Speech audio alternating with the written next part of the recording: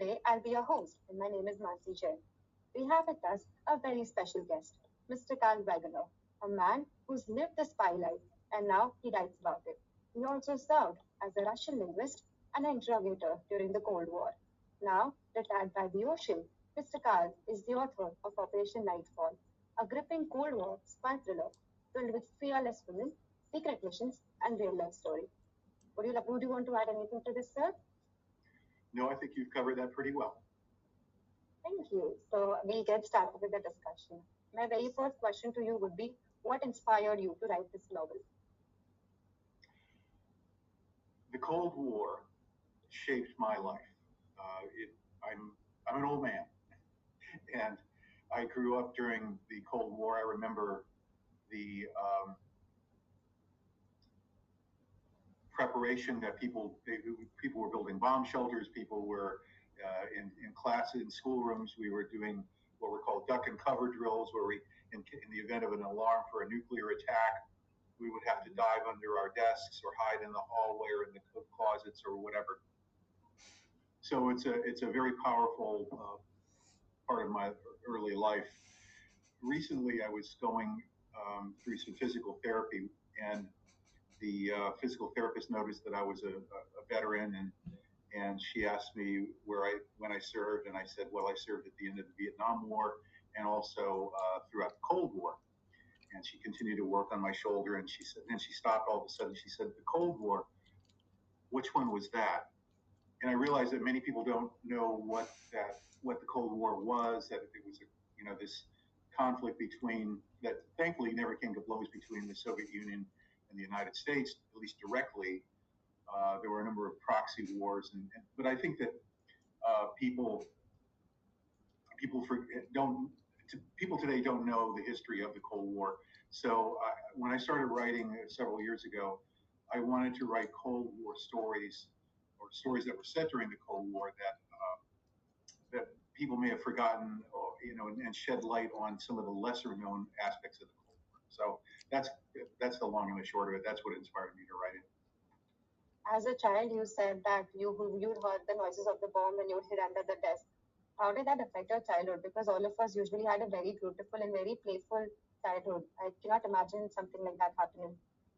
Yeah, it was pretty frightening as a 5 or 6 year old, and you're in the kindergarten and you're hiding under a desk, and it's exactly. pretty scary. Yeah. So so I'm sorry, but so your question is, how did it affect my title of this book, or what is the question again? In both the sense, how did it affect your childhood and how did it affect your writing? Well, this particular story is about a web of spies that shaped a part of the Cold War, and so that's what certainly affected the story. And I wanted to show the intricacies of what espionage and spy work was really all about.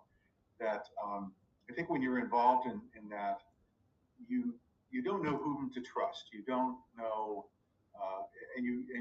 you're constantly living a lie, and you're constantly caught up in this web of deception. And you have to be very careful about the lies that you may tell and so on. So it's a very complicated story. There's a lot of history in my book that that readers can unpack, because it's inspired by actual true events of the Cold War. Mm-hmm. But you didn't tell me yet, how was your childhood affected by all of this psychological or social trauma that you're facing? Well, it's really more, again, I think I put a lot of my own experiences off to the side. I really, the characters in the book, I wanted them to tell the story. It's their story. It's not my story per se. And as I said, it's inspired by true events. It's those characters that are caught up in that web. It's those characters that have to live this life of moral ambiguity, because oftentimes Um, a spy is a traitor to one country and a hero to another. So it all depends on one's perspective.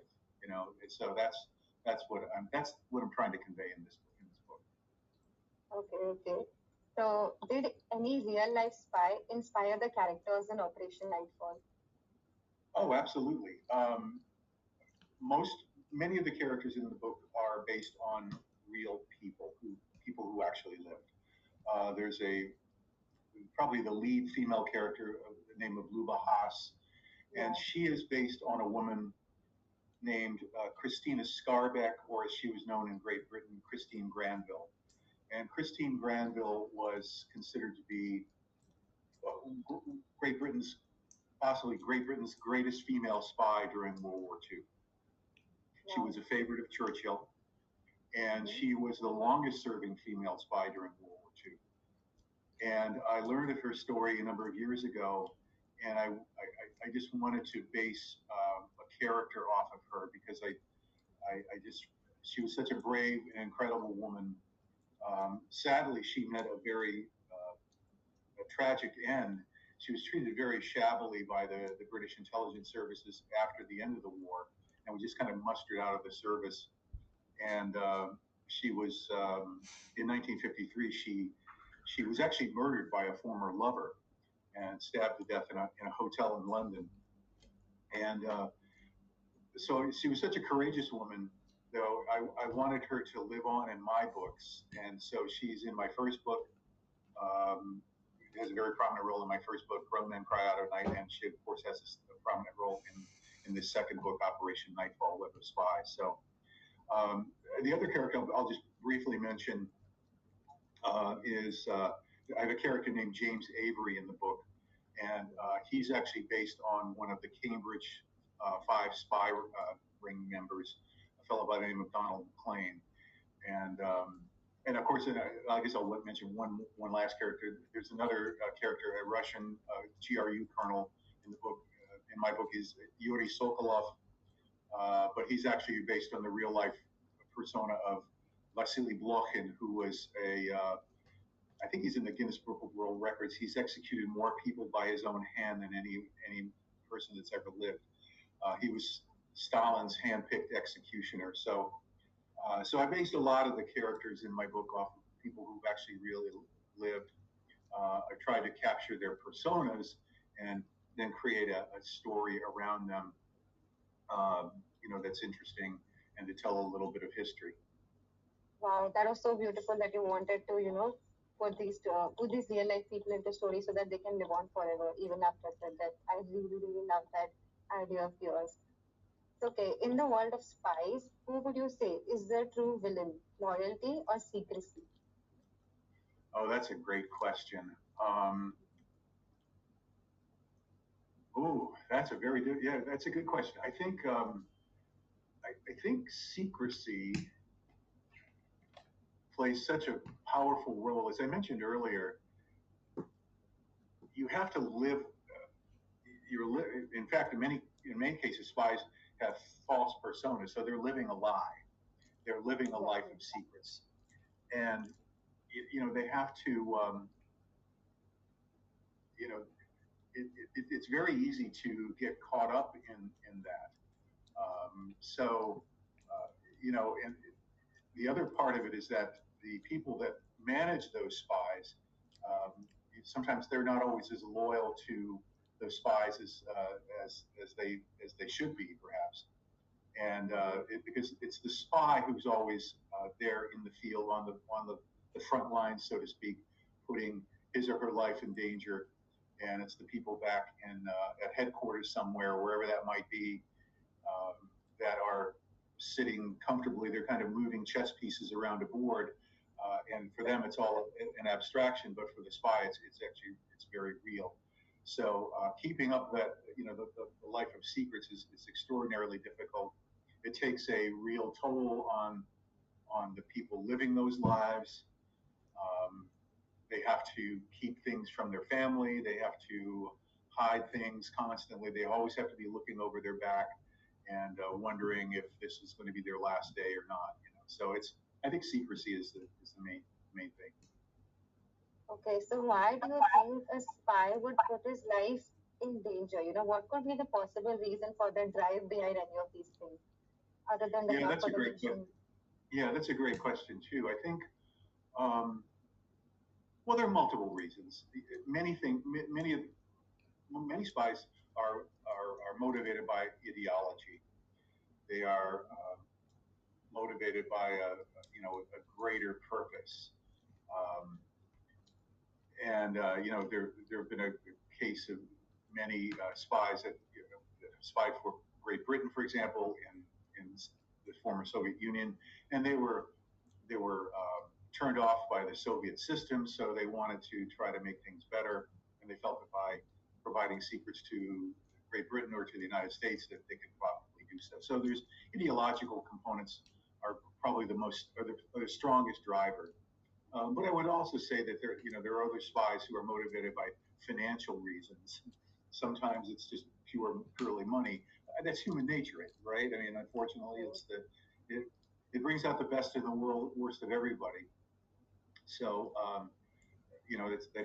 it just is what it is. Um, and then and there's probably sometimes they're motivated by reasons of security. That's probably a combination of both of those ideological reasons. But I think ideology and money are some of the two major factors that would motivate somebody to do this. Okay, okay. I would like to take this conversation into a little more philosophical angle. Okay, so at the Mm-hmm. end of the day, all of us are humans, right? We talk, we breathe, we eat. So why does this whole Cold War tension or even the World War tension arises between nations? Mm. Well, I'm not sure I know the answer to that. I mean, the Cold War arose. It was an outgrowth of the Second World War, the great, the largest conflict in human history, Mm-hmm. and it arose out of a fear. I think maybe if I could make it as simple as possible, perhaps these tensions arise from fear and doubt and mistrust. At the end of the day, that's really what it all always boils down to. I think on the part of the Soviet Union, they lost millions and millions of people during the war, and they were attacked by the Germans.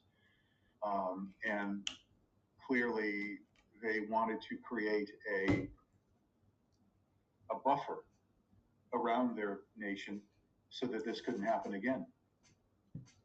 So as the Red Army advanced in the final stages of the Second World War, those countries that they quote unquote liberated, they wound up basically occupying in Eastern Europe, Poland in particular, but Hungary, Czechoslovakia, well now the Czech Republic with Czechoslovakia, Romania, Bulgaria, all those countries fell within that Soviet influence. I think on the part of the Americans, we saw a perceived threat of the Soviet Union wanting to expand that even farther. And the British certainly felt that.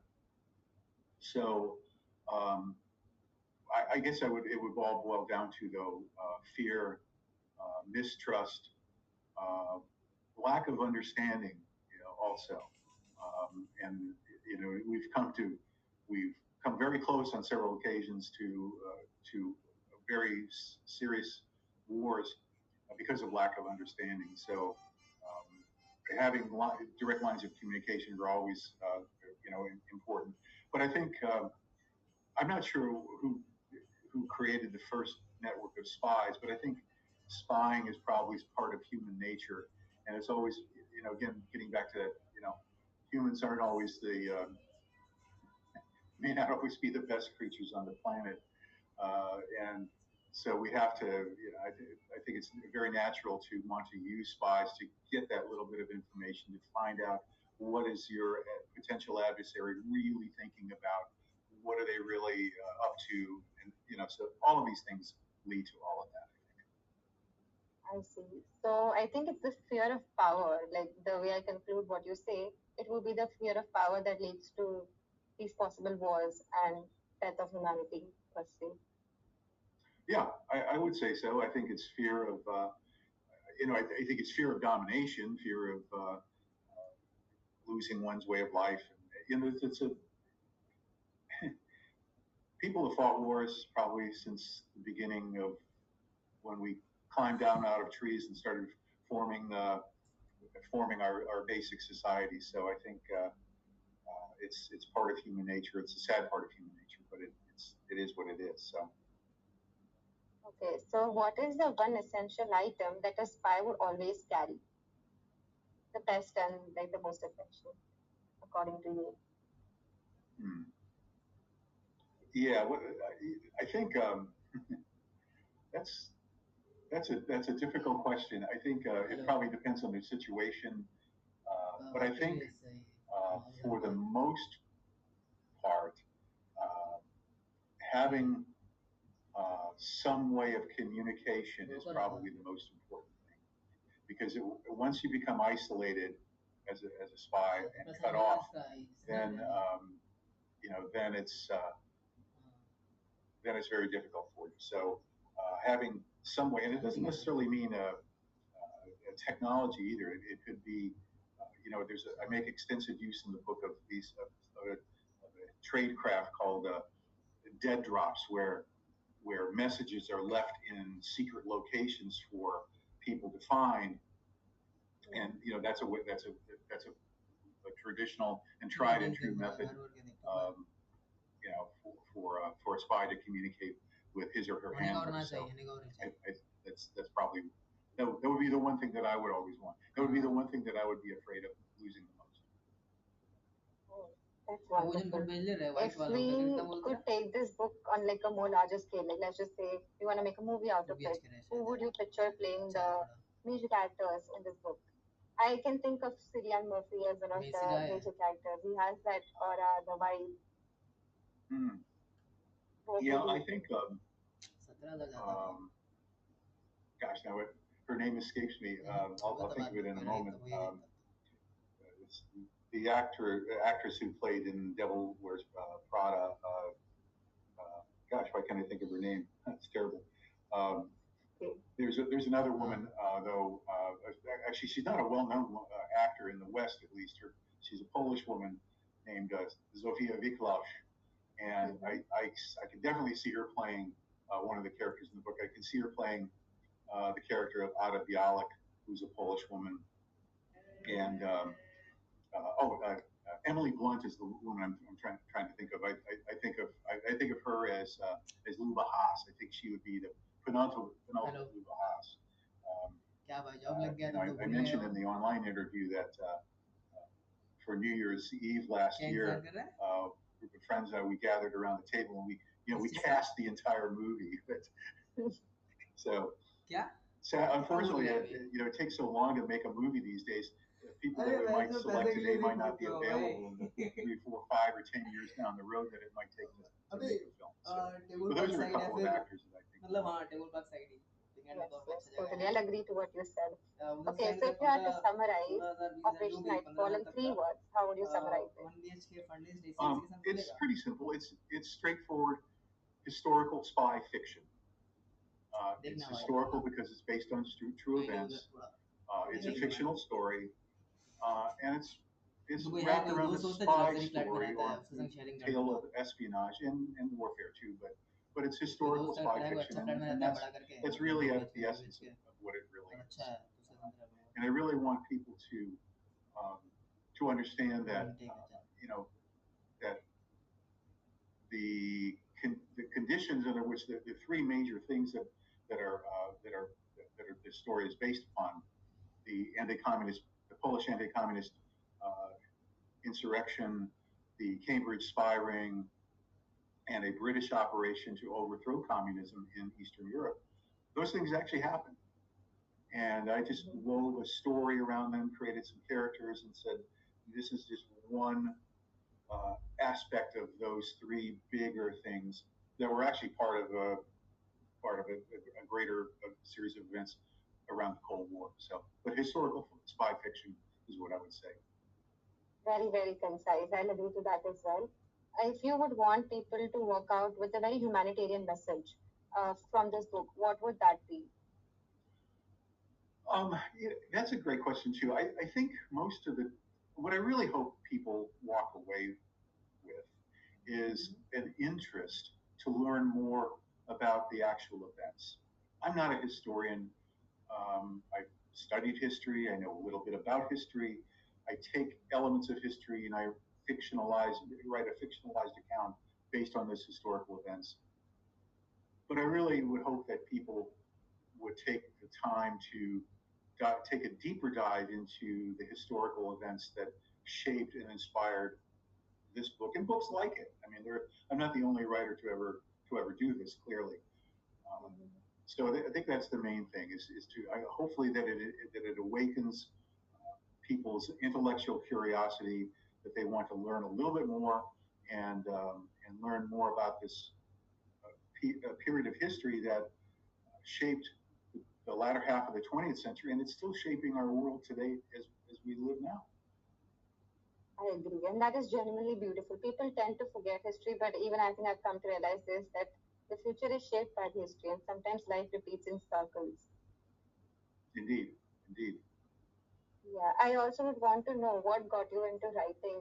I mean, of course, your background, your real life experience definitely would have, but is there any specific book or a specific event or a specific moment in your life that really got you into writing and you felt like you need to share the story with the world? The world needs to know this. Um, I think there was a part of my career where I actually wrote professionally. I ghost wrote, I created content for companies, and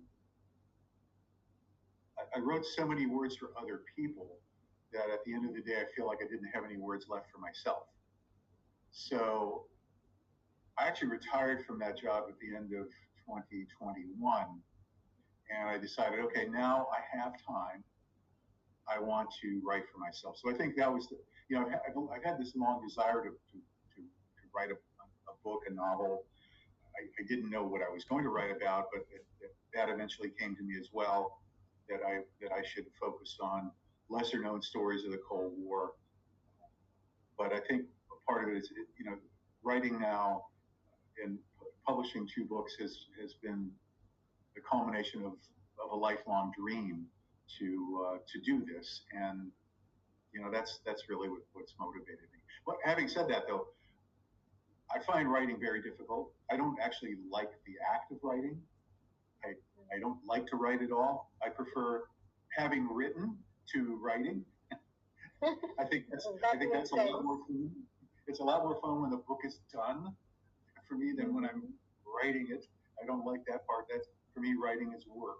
It's hard work, and it's just something that I have to do at it every day if I'm going to be successful. So.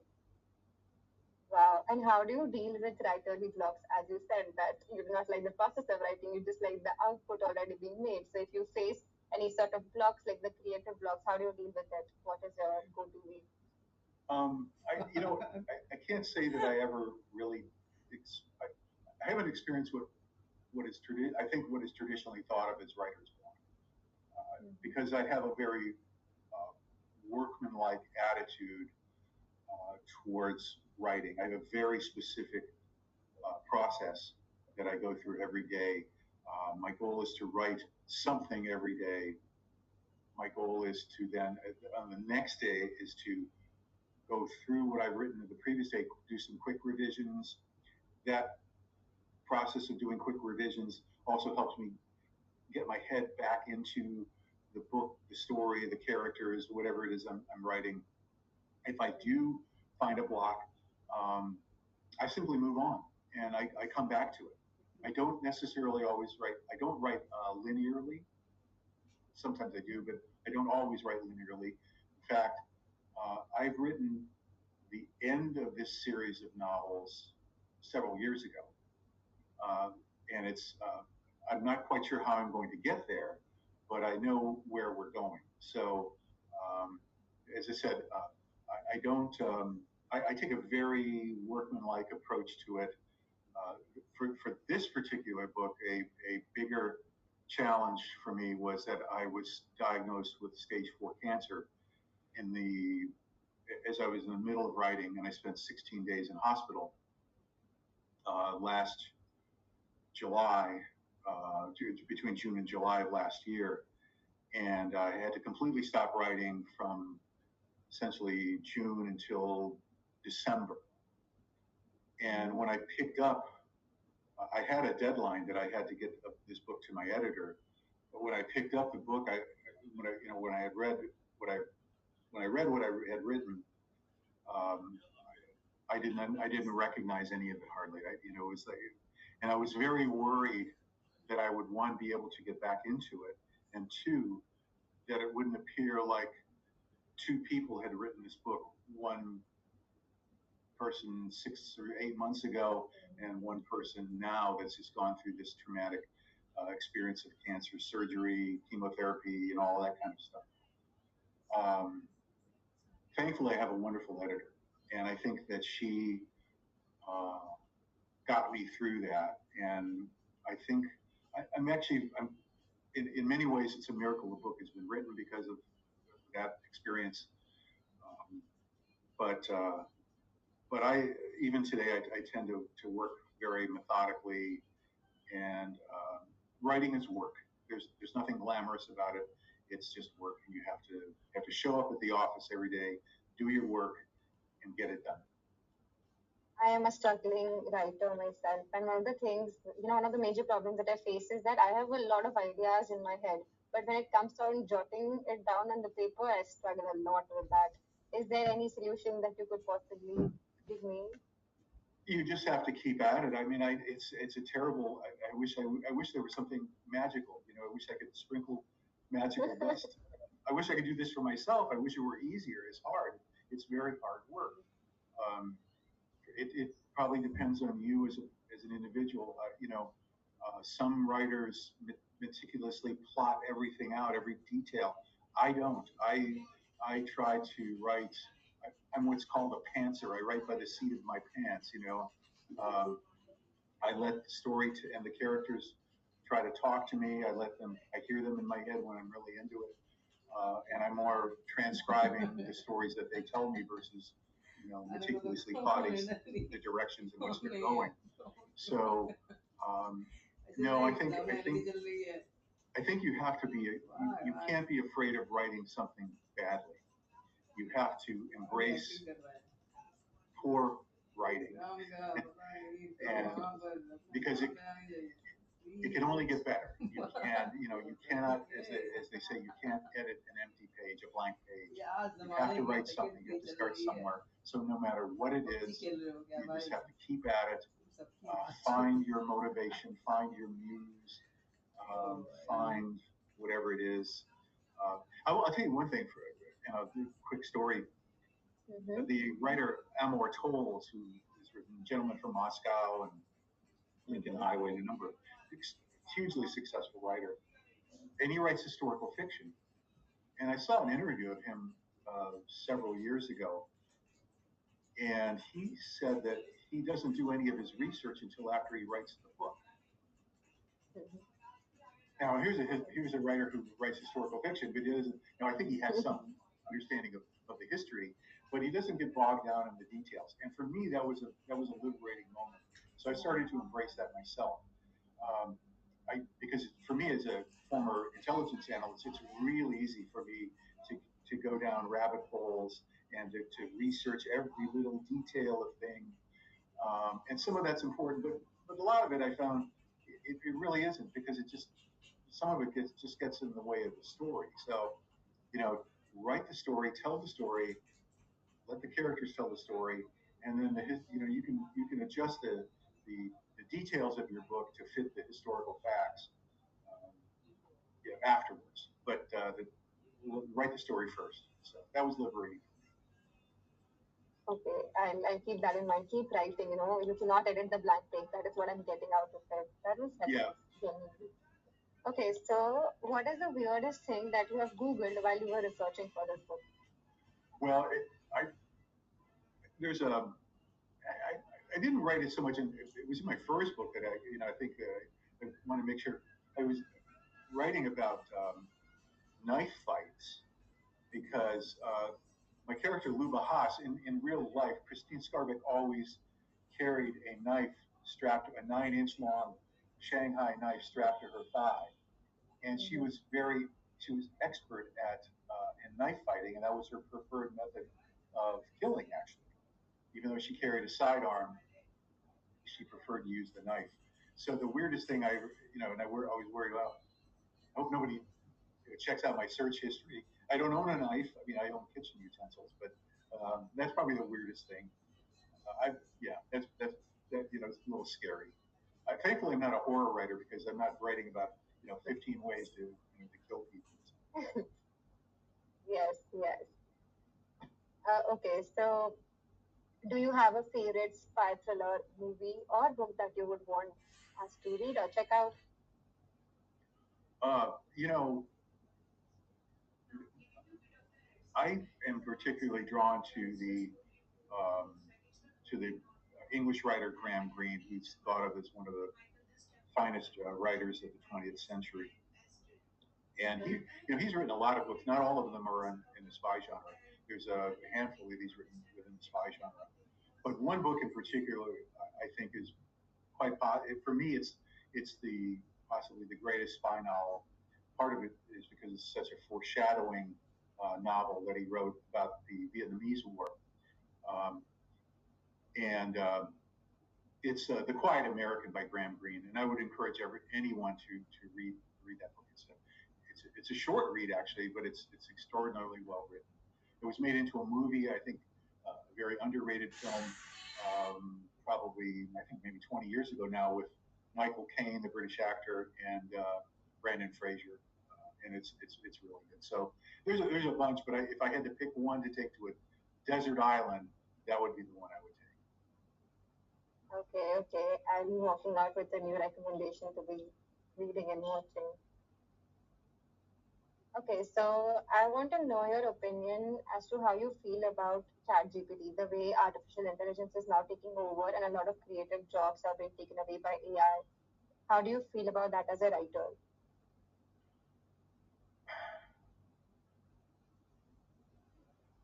I think it's very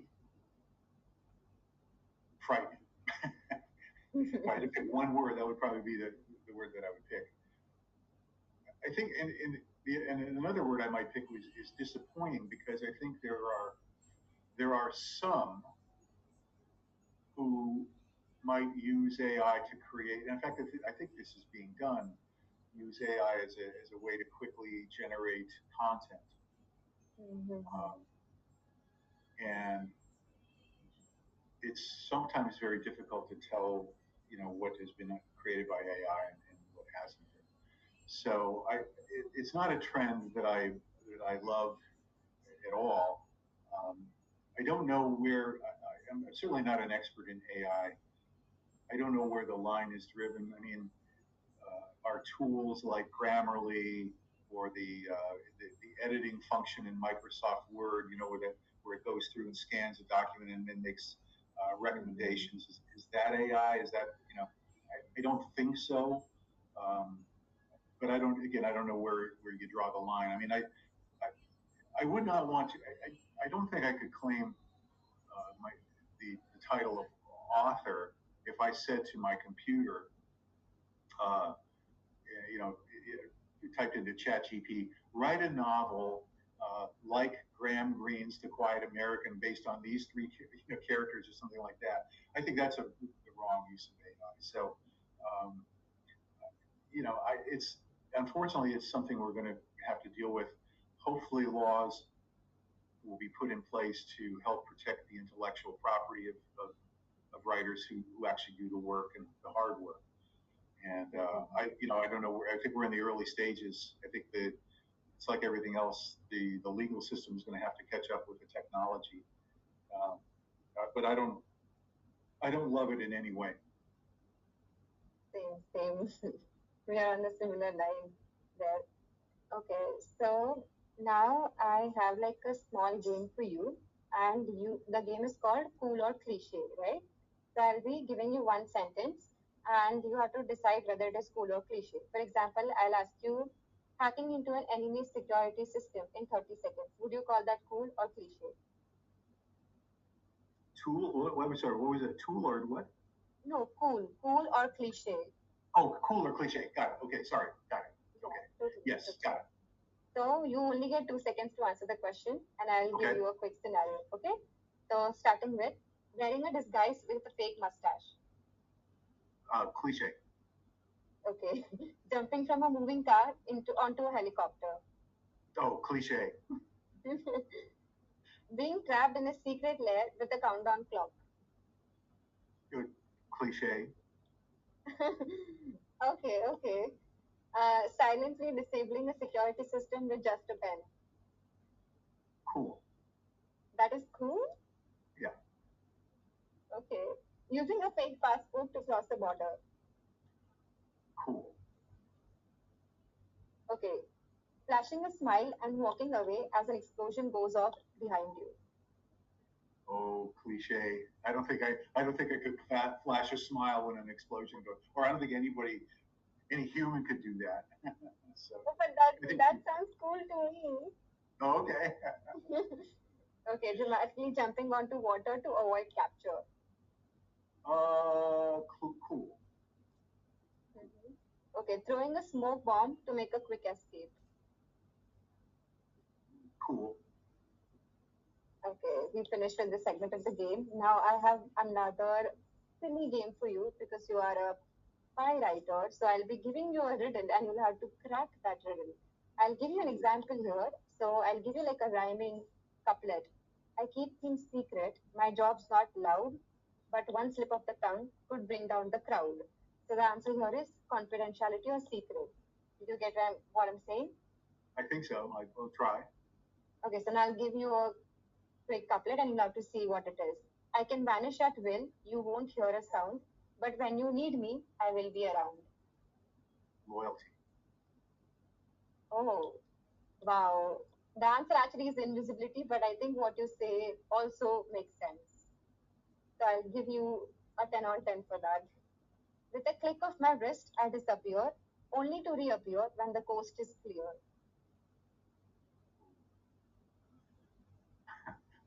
I'm at a loss. I'm totally at a Okay, loss. okay. I'll repeat it again. With a flick of my wrist, I disappear, only to reappear when the coast is clear. Boy, now I have a creative block now. It's Totally okay. blocked. It's invisibility. No, it's actually Yeah. smoke bomb. I'm sorry, smoke bomb. So like it's there, you bring it like that, and then when it vanishes, everything is clear. Okay. The coast is clear. Got it. Okay, sir. I had a wonderful time having this session with you. Thank you so much for joining us. It's my pleasure. Thank you so much for having me today. It's great. Yes, yes. I hope you had a good time. Thank you so much. Take care now. Yes, yes.